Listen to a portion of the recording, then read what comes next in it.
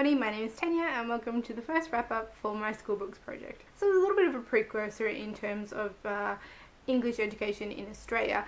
I haven't done a huge amount of research at this point because I think it's when I get to VCE that we're going to get the most comparison that I can make to what I could have been reading at the time. From what I understand, years 7 to 10, it's not set texts that they have to choose from, although I may be wrong.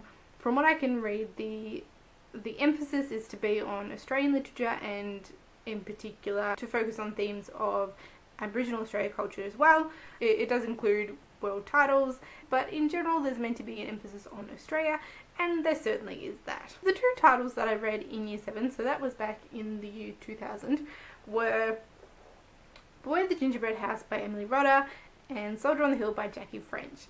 These are both Australian authors, fairly well-known authors, but as I've said previously, these two titles are things that I've not really seen outside of school. So I think what I'm going to do with the formats of these videos is to start off with a brief non-spoilery synopsis and then maybe get into more spoilery territory. However, I don't think you should worry about spoilers for these two because they're small, obscure Australian titles that I read in year 7, but I think are aimed at younger audiences again. I don't think you're ever going to want to read them, so I wouldn't be too concerned about turning off when I turn spoilery. So as a brief précis, Beware the Gingerbread House is the 5th book in the Teen Power Inc. series by Emily Rodda. This was published in 1994, and as I said, I studied it in 2000. So Teen Power Inc. are a group of 6 kids who have come together to join a part-time jobs group. So they go around and they get hired as a group to, do part-time jobs, which, is interesting. And this one is told from the perspective of Sunny, one of those 6 members of the Teen Power Inc. Without having read any of the other ones, from what I understand, there is a mystery in each of them. So this one, there is a robbery that happens in the mall and they're instrumental in solving what happened. So this, I think, is kind of like a modern Australian version of some of Enid Blyton's famous groups. So the Famous Five, the Secret Seven, that kind of thing, set in 1990s Australia. Okay, so on to the spoilers, and as I said, I wouldn't bother turning off because I don't think you're ever going to want to read this. Going into this one, I remembered the storyline to a degree, but I didn't remember what it was that we studied and what the themes that were inside this one were. It's a bit more obvious with Soldier on the Hill what kind of themes we're going to be studying, but for this one, there's a mystery and there's kind of friendship and family issues that are dealt with, but in general there's no kind of themes that you could obviously grab hold of. Now I know I'm coming from a 27-year-old woman's perspective now instead of a 12-year-old, but I remember at the time this was young for me, and it is really young, and I think it's definitely aimed at an audience that's younger than year 7. So as I said, this is the story of the Teen Power Inc. group, and so in this one they get a job to dress up in rabbit suits for Mrs. Sweet, the owner of the gingerbread house, and hand out flyers around the shopping centre, the mall. While they're there, there is this notorious criminal, the Wolf, and he's kind of skulking around the mall and they're kind of watching him, and then there is the theft of an opal from the jewellery store and working out, what happened, and so they kind of solve it. It's really not all that well written. I found it really cheesy, and the dialogue and it's enjoyable, but I don't think it's really great kids literature, really. And then while this is going on, Sunny's father, who's like a bigwig sports coach, comes home from America. She obviously lives in a split household. Her father's left, and he comes back and he announces that he wants to take her to America because, she's quite a good gymnast, and he wants to give her opportunities and take her away from her family and from her friends in the Teen Power Inc. and whisk her off to America, and she doesn't feel like she's got much choice. Basically what the mystery boils down to is on the day of the theft, one of the 6 Teen Power Inc. members is asked to mind the till in the gingerbread house instead of going out in their rabbit suit, and Mrs. Sweet, the owner of the gingerbread house, goes out in the rabbit suit instead, and so it's just another pink rabbit milling around in the crowd after the theft, and the woman who has pinched the ring slips it to Mrs. Sweet and she bakes it into some muffins? I think it was muffins. And then the wolf, this big, mafiosi figure, is meant to come in and purchase those particular muffins, and then he gets the opal ring and, successful heist. But what happens is the girl who has been left in charge actually sells that plate of muffins. And Mrs. Sweet gets a little bit angry. So basically, Sunny, she's decided, okay, well, not really decided, but things have happened, and she's going to America with her father, so she's just left, and then she's thinking about things, and she realizes that her father's bought the muffin that has the opal ring in it, and she realizes, oh no, the rest of the group are in danger. So she rushes back, and she sneaks in the back of the gingerbread house and finds that Mrs. Sweet's gone ape because Rochelle's sold the muffins, and the ring's gone, and now the wolf's going to kill her, and so she's got them all kind of locked up. And then Sunny comes in and saves the day by slamming Mrs. Sweet in the oven, and saves the day, and all's good. But I can't say that I was all that impressed. So as I said, wasn't really sure what we were studying in this, but I can find out. Because I'm that person, I have my assignment from year 7 about what we studied for Beware the Gingerbread House. So the hard-hitting things that we studied for this assignment was 1. Create a find a word or crossword using words relating to the story.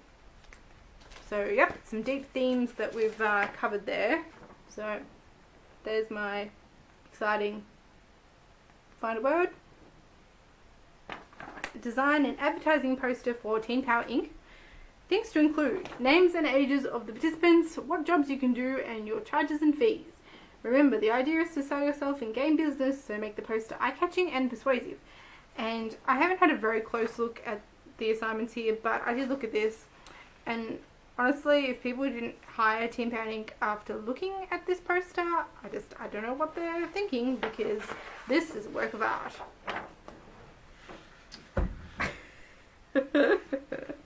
Because, why you wouldn't hire people who say their jobs are serving people, cleaning, and heaps more, I don't know.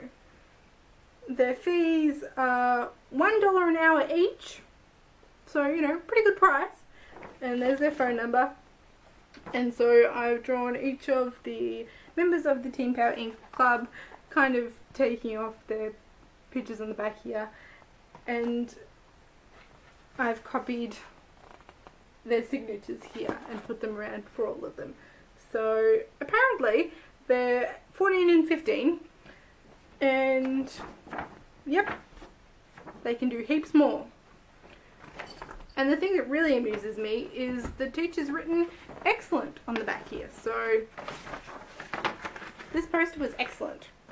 Next, we have to write a newspaper report explaining Mrs. Sweet's part in the scam, her relationship with the wolf, and how the scam worked, and so on. Present this as if it were a real article from a real newspaper. And yep, this is a good looking article. Very professional. I should have just read this out as the synopsis of the book, because I'm sure it's fantastic. So the article is called Uncovered and Angry. Recently, 14-year-old Sunny Chan uncovered a scam connecting Mrs. Sweet from the gingerbread house and the wolf. For years, police have been tracing the wolf's phone calls, following him everywhere, and he never gets caught, telling his next crime to the person who will do it, so the police can't arrest him because they have no evidence. His latest scam is stealing a rare black opal ring, pictured,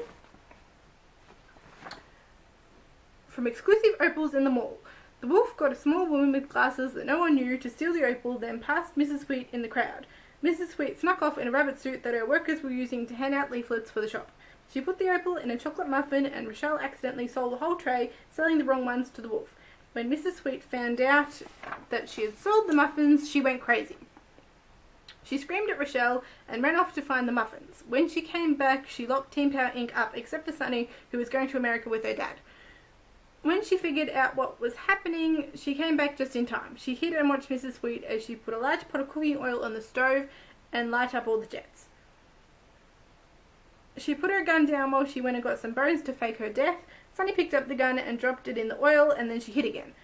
When Mrs. Sweet came back again, she noticed the gun was gone nearly straight away, and Sunny knew that if she saw the gun in the oil, it wouldn't be hot enough to stop her getting it out. So Sunny got the ring out of her muffin and showed Mrs. Sweet.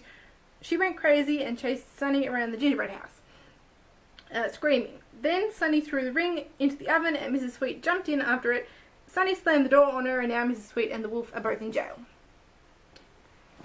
So, you know, that's a better synopsis than I just gave for this book. Professional newspaper reporting people. Sunny's faced with an important decision in this novel. Imagine you are Sunny writing a letter to Liz, telling her about the decision she has to make and why she finally decides not to go, or write Liz's reply to this letter. And I apparently wrote Liz's reply, which says, "Dear Sunny, I'm so glad you decided not to go to America, but you should have told me that you might be going before. I'm also glad that you figured out Mrs. Sweet's scam in time and you got away from her in the end. I was so scared, and you know now Teen Power Inc. don't have to split up. What do you think our next job should be? I think a job should wait and we should have a party for you. I was so sad when your dad came, but now I'm much happier. See ya, Liz." And this is a picture of Sunny in the rabbit suit. And that was good work. So, and finally, Beware the Gingerbread House is also a novel about friendship and the importance of family. So there you go, there are our themes, friendship and families. Give some examples from the novel that show these ideas, and your teacher will help you with these in class. Friendship. 1. There is a friendship between Teen Power Inc. And 2. There is a stronger friendship between Liz and Sunny. And for the importance of family, Sunny wanted to go to America with her dad because family is important. True, but she wanted to stay with her mum for the same reason, and that she loves them.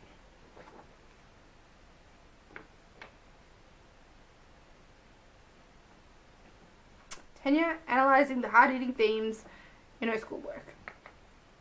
But apparently I got an A, so, you know, go me. So that was an embarrassing look to Year 7 Tanya, and what happened when we studied Beware the Gingerbread House.